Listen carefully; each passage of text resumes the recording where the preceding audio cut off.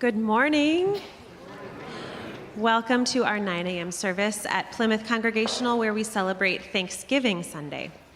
Please stand if you're able for our opening song, Let Streams of Living Justice, and we will sing all 3 verses.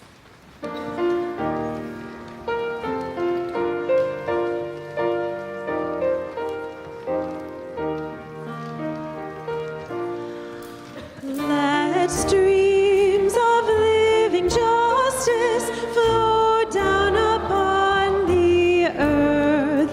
Give freedom's light to captives. Let all the poor have worth. The hungry hands are pleading. The workers claim their rights. The mourners long for laughter. The blinded seek for sight. Make liberty a beacon. Strike down the iron power. Abolish ancient vengeance. Proclaim your people's law. For healing of the nations, for peace that will not end.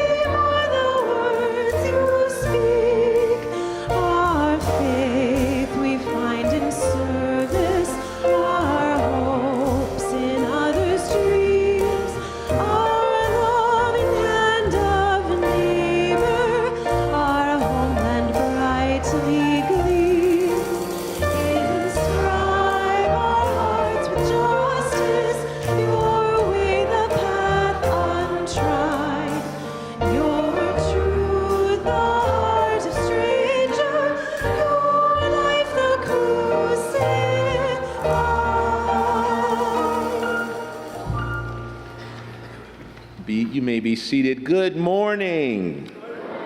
Good morning. This is the day our God has made, and I'm rejoicing and glad in it. Oh, I was glad when they said unto me, let us go into the house of God. Oh, give thanks to God, for God is good. I'm telling you now, you better catch up with me. Oh, because God is doing wonderful things for me. I don't know about you. I don't know what your testimony is, but this is the place to tell it. This is the place to enjoy yourself. This is the time to celebrate. If you can't do it here, I don't know when. So I just want to welcome you here to this worship celebration. Have yourself a good time.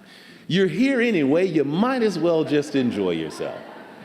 And so that's our invitation, that whatever it is that you are seeking, wherever you are, this is the place you're supposed to be this morning. Take advantage of it. Enjoy yourself. For those of you who are watching and not with us, we are praying with you. We are celebrating you. We are with you, and we're asking you to do the same. And you have a leg up on us because no one's watching you. You can really let it all hang out. So we just ask you to enjoy yourself in God as we enjoy ourselves here together, praying that God will meet you where you are and bless you in all the ways that you need. And so that is our hope as we get our worship celebration underway. As always, we do want to make it as comfortable as possible for you. And if there's anybody who needs just a little bit of more room and time, we have our space up here for our children for coloring and playing. If you need more space, we have the narthex space for you. However you need to be in the space, we want to see if we can accommodate you and especially our children. So please take advantage of those opportunities. I also just want to get to these announcements so we can get to this worship celebration. That's what we are here for. But we want to let you know what is going on in the life of Plymouth Church. If you have not subscribed to the weekly email, please do so, because I'm not going to be able to get to all of the announcements, and there are some things that are coming up that you don't want to miss. And you know we're going into the Advent and Christmas season, so you do want to be able to get all of that information as it becomes available in the email and on our website. But today, as always, we invite you to our Sundays at 10 offerings. We have an opportunity for you for continuing education, for learning, for conversation, and it's no different this morning. In our Sunday forum, there will be a presentation on the public church called the Public Church Framework. We have been so privileged to be in partnership with Augsburg University's Riverside Innovation Hub Thriving Congregations program.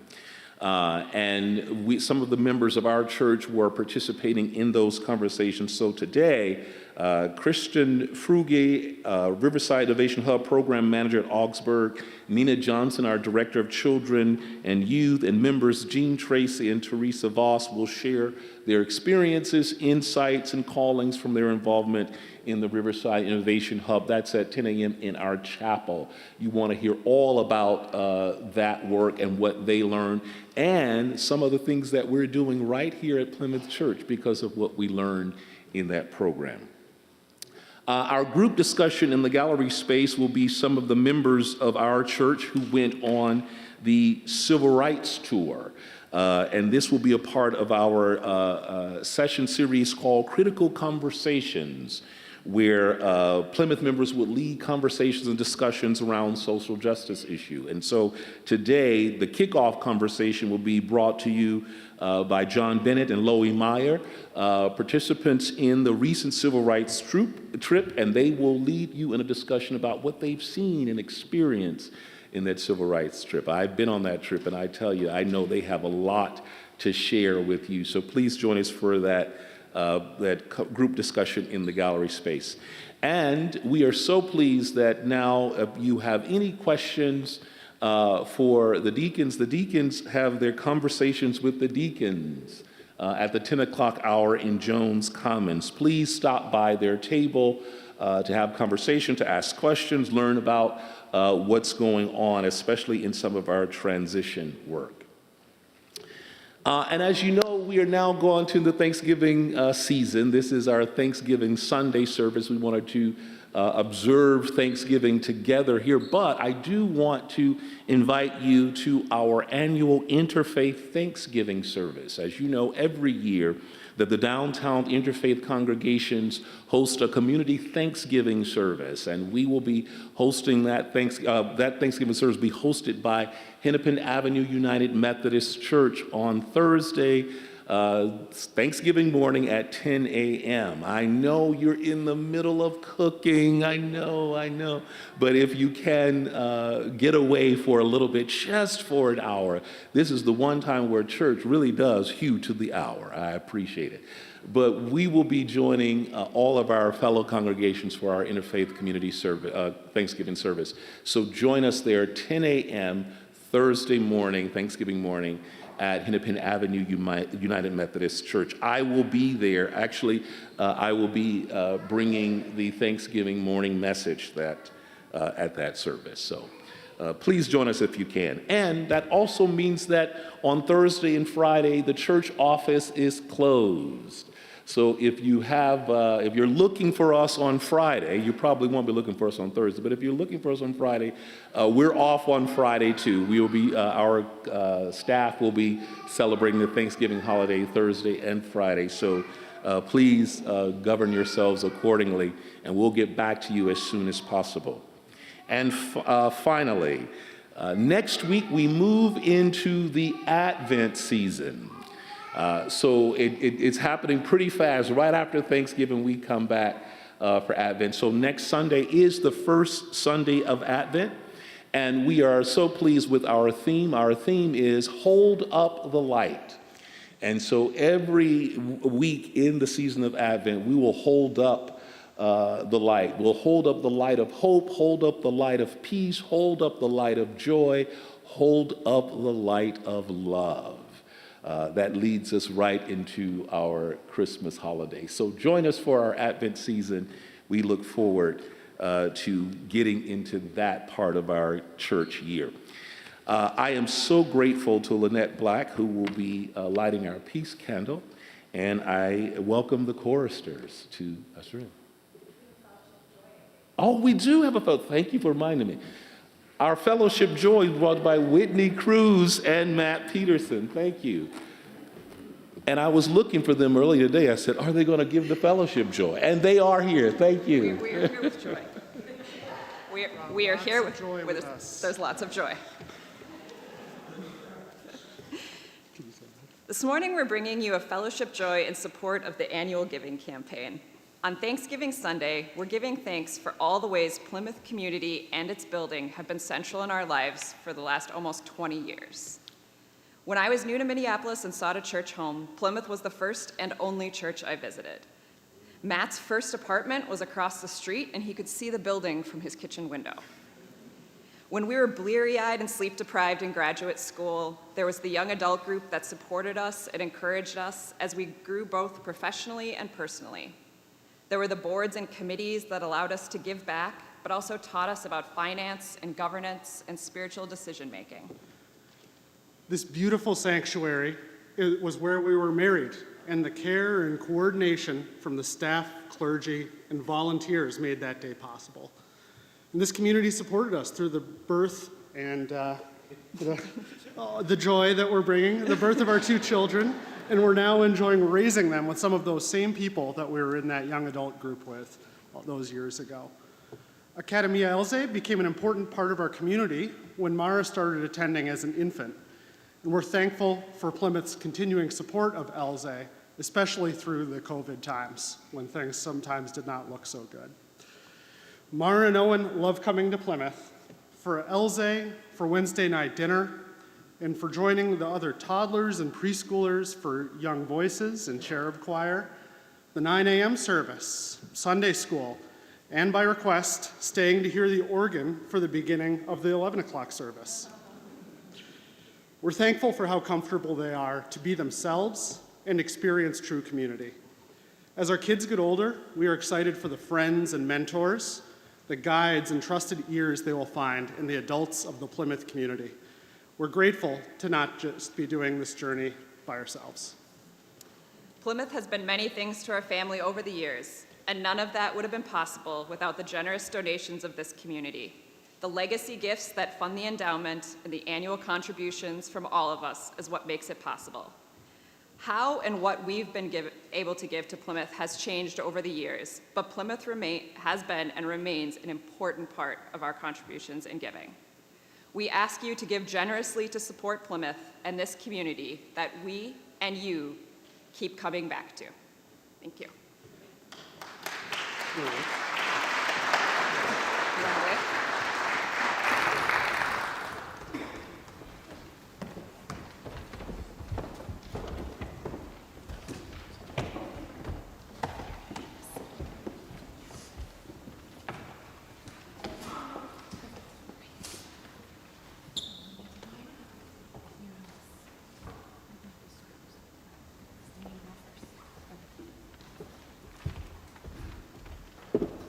The choristers are going to teach us our new peace candle response for the morning. So they will sing first, and then we'll hear our prayer from Lynette Black.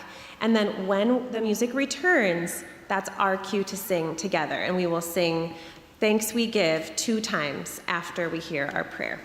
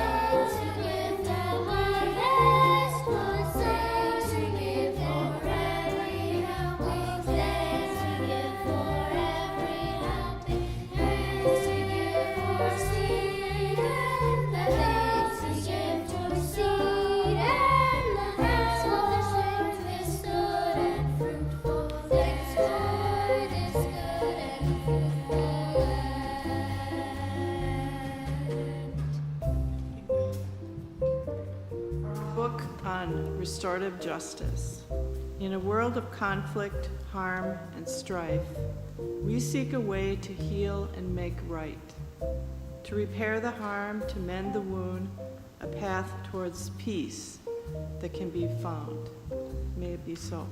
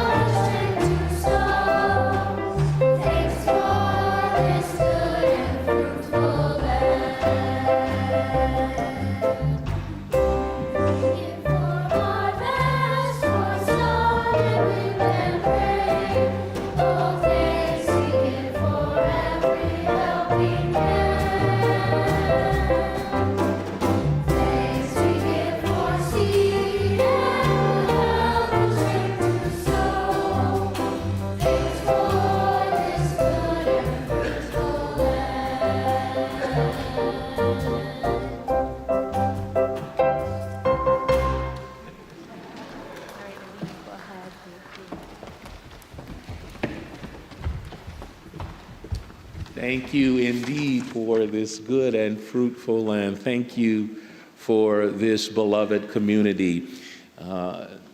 Jesus said to his friends and disciples, "Peace I give you, my peace I leave with you." Embrace that wondrous gift of peace and share it with your neighbor.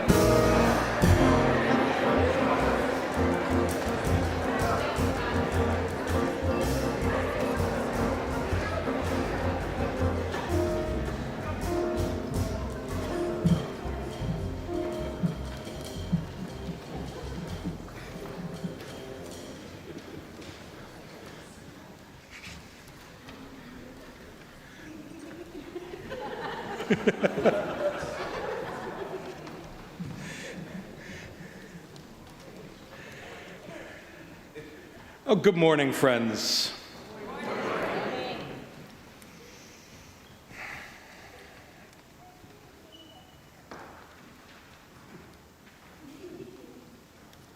Friends, how does one begin to say goodbye? Are you asking me? Yeah, I think so. Well, what is it you feel you need to say? So much. How much time do we have? Are you planning on keeping these nice folks longer than necessary?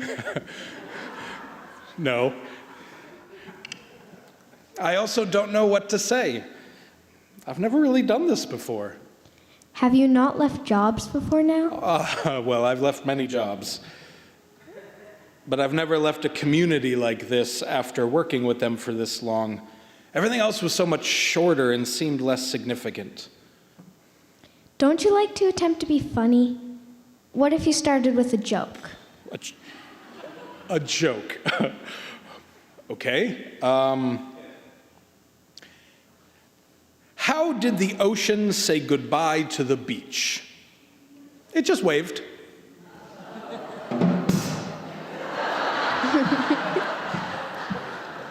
Can I say boo? What was that? It was pretty bad. What do you really want to say? I want to say thank you. I want to find some way to express my gratitude to this community for these last 8+ years together. I want to express my gratitude for the experiences that I've been able to learn from, the questions that we have all asked each other, for all the meetings, all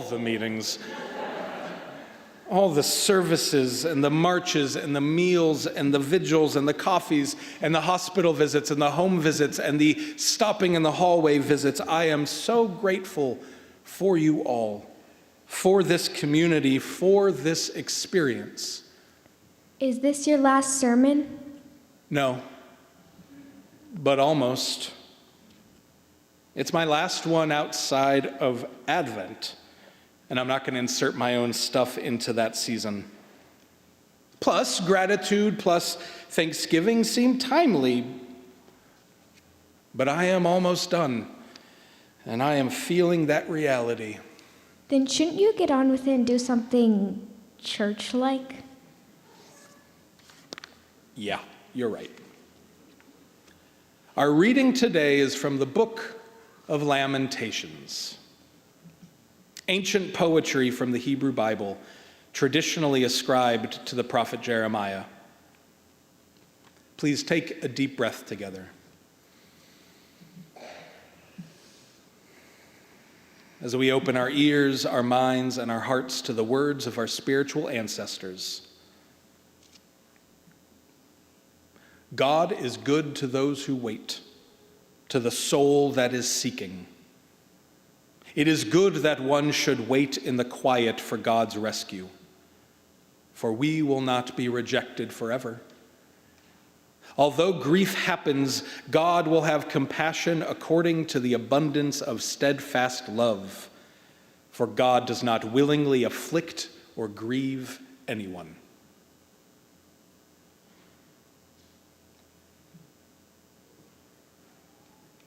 What does that mean? I don't know. Is this you trying to avoid making a claim or anything? Kind of. Don't you think these folks deserve better? Probably. So, Lamentations is a book of poetry wrestling with loss. It has traditionally been assumed that it was written after the Babylonians destroyed Jerusalem the first, the second, or maybe the third time. So it is often seen in the light of one's political world being destroyed. And it can also be seen as poetry about a life experiencing significant loss. And that is pretty universal feeling for humans at some points in our life. And it feels poignant for me today. Are you feeling loss? Yes, very much so. Since my family moved here from Chicago, this job, this community, this building has been central to my entire life. To separate myself from it is going to be tough. It has been part of my public and self-identity for a long time, and I am grieving, and I will continue to grieve this loss. But wasn't it your choice to leave? Yeah, it was my decision, and I stand by it, but that doesn't mean I won't grieve the loss. Isn't it just a job? Sometimes it has been. But we have also become so integrated into the life of this community in ways that have been incredibly life-giving. Has it always been life-giving? Is there something you want me to say? Do I not just ask questions? Has it always been life-giving? No. It has been incredibly difficult at times. When? How? A year after I started here, 3 out of the 4 clergy resigned in a 9-month period of time. And one of these resignations seemed to touch a live wire in this congregation, and anger was quick and severe from many. And I was startled to see a congregation turn on each other so quickly. And then just a year or so later, a conversation was presented to us about imagery that reflected historical and generational traumas on an embroidery in a piece of excellent art made with loving hands by women of this congregation. Again, anger became the leading emotion, and along with it came this undercurrent of old resentments and mistrust. It was a difficult time for us all. I was new to functioning as clergy here, and a lot of the anger became directed at clergy, and often at me specifically. Really mean things were said about us and me. And what maybe felt worse was the silence from so many folks that witnessed the mean-spirited comments and then said nothing. And that was an especially difficult time. And before we could even begin to untie ourselves from that anger, that confusion, and that hurt, we were then overwhelmed by a global pandemic, which changed everything. And that was another really significantly difficult time to be a leader in this community. I learned so much. And as I begin to say goodbye, I find myself grateful for it. Grateful? So you no longer feel that these were difficult times? Oh, they were still very difficult. But I've made some meaning out of them, and I can choose to be grateful for the learning experience. Why? Does it matter why? Are you avoiding showing vulnerability? 2 days after I turned 20 years old, I almost drowned in the Mediterranean Sea off the coast of Israel near Caesarea. And when I emerged from the water, not understanding how I didn't drown, I was overcome by the sense that something had been stripped away, that I was emerging new into the same world. I felt that I had been given an undeserved second chance, and that I needed to then live a life worthy of that gift. You thought of all that back then? Yeah, and no. It has taken me decades of curious self-work and therapy to understand and put words to what I felt crashing into me that day. Like a seed was planted in me, but it has taken decades to grow into something that I can name and try to understand. And what has it grown into? It has grown into commitments. So much of me was stripped away that day. And as I stood dripping on that beach, I felt lost for so long. I felt out of place in communities that I had once known so well. And slowly, I began to deliberately and carefully replace what had been lost. And I have made commitments to myself that sustain me every day. What are those commitments? I have made commitments to myself that I will not give up hope, that I will work to respond in joy, and that I will express my gratitude. Where did these commitments come from? Where did you learn them? Lots of places and lots of ways. I've listened deeply and learned these are ways that I can bring something helpful to the world, often in ways that seem unique to me or sometimes countercultural. I learned how to express gratitude for my parents and other elders in my life, and I make this commitment to honor them. And from the wisdom of our too many marginalized siblings, I learned that losing hope is a privilege that I don't have to act upon. I maintain and sometimes have to manufacture a commitment to hope. And I experience joy from my wife and daughter. We laugh a lot together, and I make a commitment to spread these acts of joy with them and for them. This wife and daughter of yours sound pretty awesome. Did you just make a statement and not ask a question? So what does this all have to do with Plymouth Congregational Church in Minneapolis? These last 8+ years have given me an opportunity to feel like I was doing something that was paying back that gift of a second chance from 20 years ago. This was the first time that I had a job that I felt like I could authentically participate in repaying that debt by actively showing up in the world for the vulnerable, for the marginalized, for the oppressed and the forgotten. And at times this has shown up in different ways. At times it meant building safe systems for the young people of this church so that they could become more than secondary participants.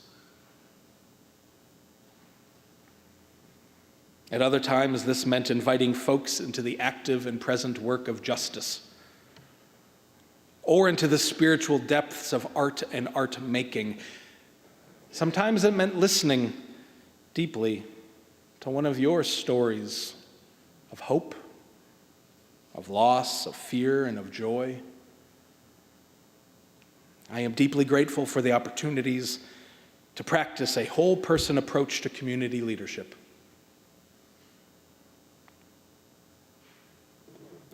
I'm grateful to wrestle with questions of what it means to be humans together in the face of the unknown, and I stand here in gratitude. Plus, it's almost Thanksgiving, and it is good practice to name aloud what we are grateful for so others can join us in that gratitude. And all that lamentation stuff you named earlier? All that lamentations stuff. Right. These poems of loss and sadness and lamentations also contain passages like the one I read. Passages of relief, of gratitude, of joy, of hope, intermixed with the brokenness of the poetry, of the poet. We hear this poet remind us that even in pain, God is with us. Not to fix things, but to be present. God is good to those who wait, to the soul that is seeking, for we will not be rejected forever. Although grief happens, God will have compassion according to the abundance of steadfast love, for God does not willingly afflict or grieve anyone. Even though we are saying goodbye, and it can feel sad, God is present with us. I personally don't believe that God is omnipotent or all-powerful, but rather that God is omnipresent and always with us. The promise is not that everything will be good, but the promise is that we will never be alone. God is present and full of love in the good times and in the bad, the easy and the hard, the hellos and the goodbyes. How are you going to end this?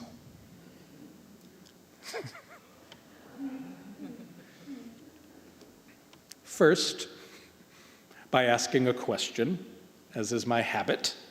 You all don't get out of this without being asked to listen to yourselves too. What are your commitments? What actions or ideas do you commit to no matter how difficult the moment, no matter how strong the wind blows? My commitments are hope and joy and gratitude.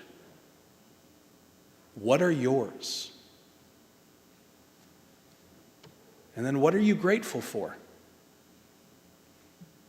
Name it. Say it out loud and tell someone else. Spread those gratitudes around. And if you need a listener, tell me. I want to hear you. Friends, I am so deeply grateful for my over 8 years of working with and for you. I'm grateful for these opportunities to learn together, to wrestle with big things together, and to be transformed together by the good and the bad, the hard and the easy, the hellos and the goodbyes. I love you all, and may you love yourselves, each other, and all others. May it be so. Yes, may it be so.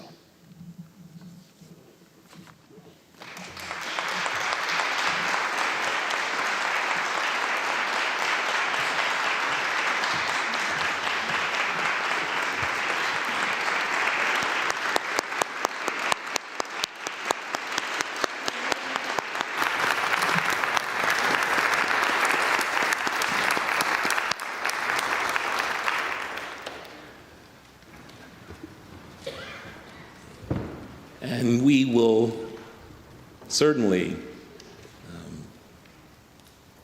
spend as much time as we can thanking you, Seth. And we're going to include you in on that too, so stay tuned for more information so that we can both offer our personal thank yous, but also our communal thank you. We will definitely want to celebrate and thank our friend and brother Seth for his ministry with and among us. At this offering time, a moment of great gratitude, this is a wonderful opportunity to show that gratitude. I also want to thank Wendy and Matt. If you, as they announce the 2025 annual giving campaign. But as you are thinking about that and reflecting on that, I also want you to, as you are preparing your year-end giving, to remember Plymouth Church and remember your 2024 pledge. There is still time to complete your gift on that pledge. And so as you are planning your year-end giving, I just want you to continue to remember Plymouth Church in your giving, and remember that it's still time to honor your 2024 commitment.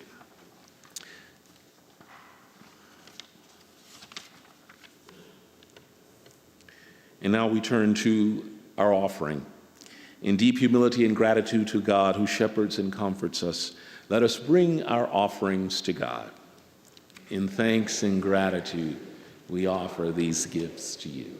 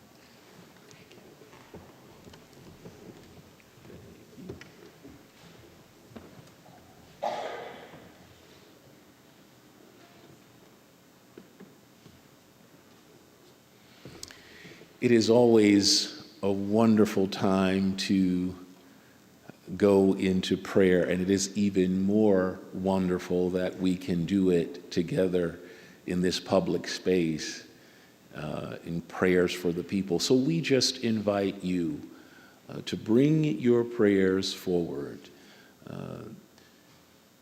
taking the courage to name it and to say it, and especially during the Thanksgiving season. And Seth left us with some questions that might be a prompt for you. But however the Spirit leads you, please come and make your prayers to God. As always, we will reply and we respond to every prayer that we've heard, loving God. We open our hearts to you.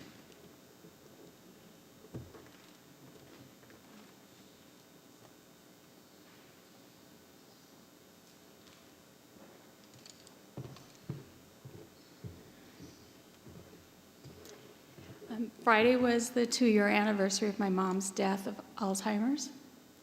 So I'm thinking of my dad today, especially, who was her primary caregiver for 8 years, and my siblings. And my aunt is in the same facility that my mom was in for the last 3 months of her life, and she's still there languishing. She doesn't remember anybody. She can't respond to anybody. So my prayer is for caregivers who are angels, and especially for, the home caregivers, but also for the angels that work in facilities and care for these vulnerable people, and for cures. Loving God.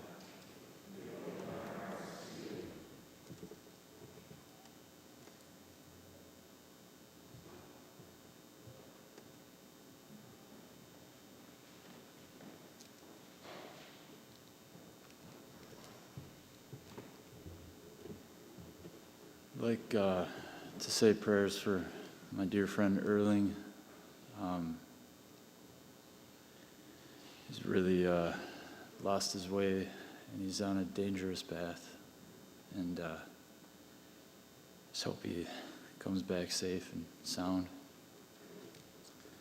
And I also want us to, I know you all are already, but say prayers to our friend and leader Seth as he goes on his next journey. We'll all miss him. Loving God.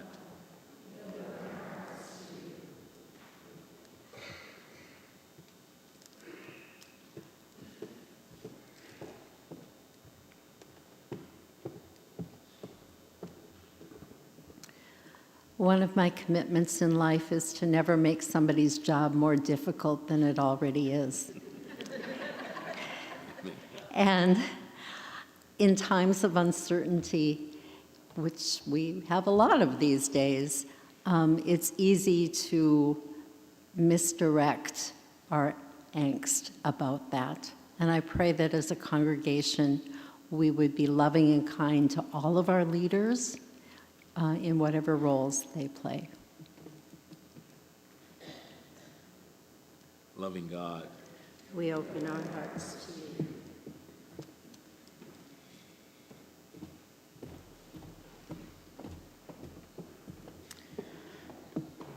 I wanted to just ask people to think of a family today that is struggling with the loss of their 17-year-old son, a friend of my son's who died 2 weeks ago today in a kayaking accident, Emiliano Linaldi Enriquez. He saved his younger brother, but did not make it. And so please keep Tiffany, his mom, and his brother Salvador in your thoughts. And I'm thinking of all of those families who will be celebrating at the holidays this year and who are missing a child. Loving God.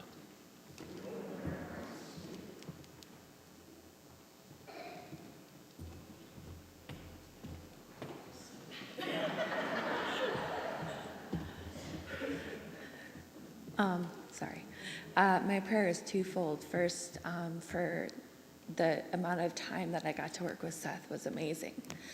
And I was part of the group that helped pick him to work here, and I stand by that. It's been amazing to work with you, and we'll really, really miss you. And my second prayer is for my mom, because she has single-handedly held the house together while we are getting our kitchen redone. And she has a dog and a puppy to deal with, and she's done it all. So thank you. Really appreciate it. Loving God. Loving God.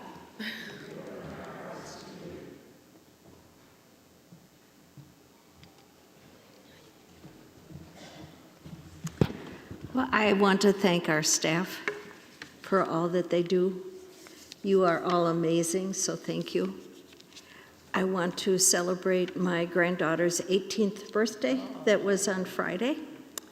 And then I would like to ask for prayers for all the people throughout our country who are living in incredible fear that they're going to be rounded up and sent out of the country. May we be open to God's possibilities of ways in which we can make a difference. Loving God. Thank you.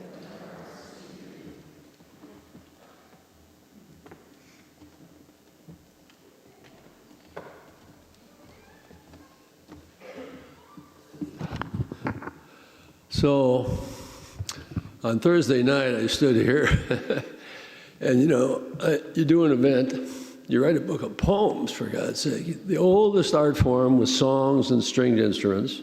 The root of the word lyric comes from the lyre, which is the stringed instrument. So we have the stringed instruments here, and we have a support system. So I'm sitting there, events at 7 o'clock. It's a premiere reading for a new book of poems. You don't know how that's going to go. 2 people walked in, and I said, okay, I'll have an audience. And then the place was packed. But I bring it up because of the support system here. I want to thank Carrie Bassett, if she's here, who's revived Literary Witnesses. Excuse me. It's not common to have such a support system for the arts in churches around the world. But we have it here, and it made it sing on Thursday night. So thanks to you all. Loving God. Open eyes to you.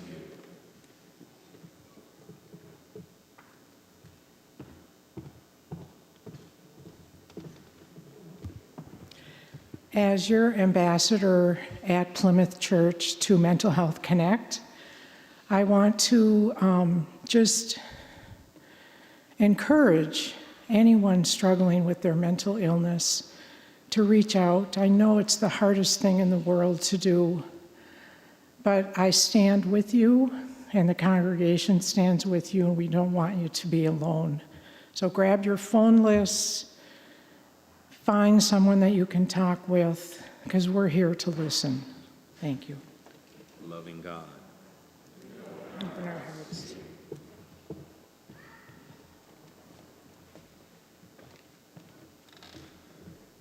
There was an article in the Wall Street Journal yesterday featuring Hennepin County's trend-setting approach to homelessness, and I encourage you all to read it.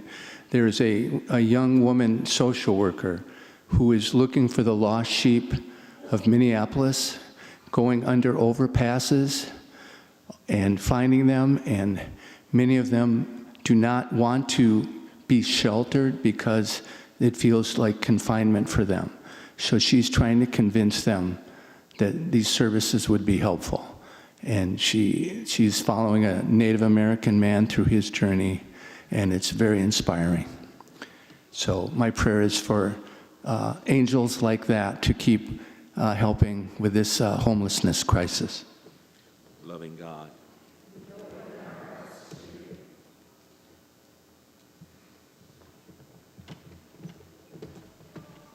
I have 2 prayers for today. One is for healing for my mom, who had phase 1 of 2 phases of reversing a total shoulder on her left side, and hopefully she's well enough to come for Christmas here, and then she'll have the phase 2 in January. And the other one is my best friend's brother died and fits within what Scott was just talking about. So there's more to that, but I just want prayers for Jenny and her family. Loving God.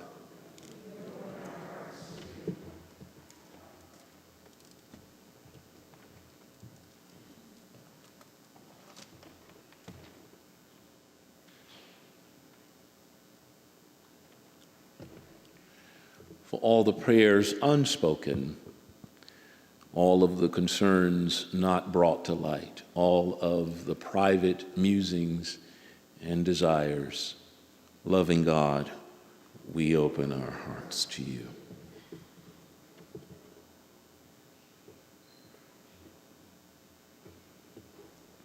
So moved by the prayers of our neighbors and trusting in God's providential care, we're bold to say together the prayer Jesus taught us.